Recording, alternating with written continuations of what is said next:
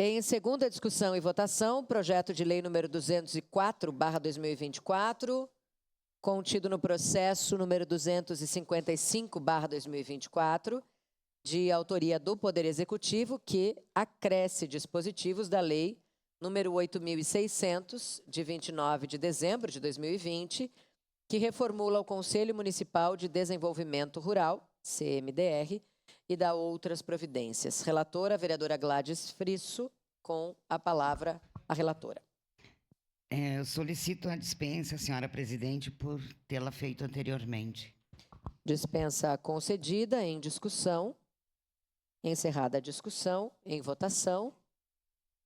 Solicito, então, a partir de agora, que os vereadores e vereadoras registrem os seus votos. Favorável, presidente.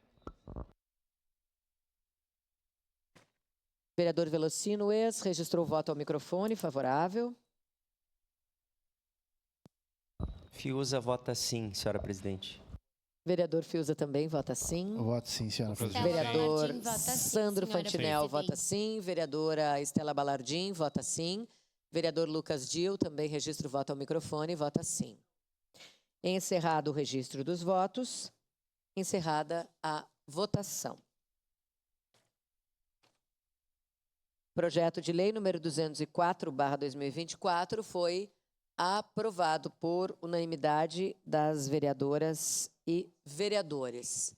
Ausente vereador Bortola, em representação, vereador Rafael Bueno.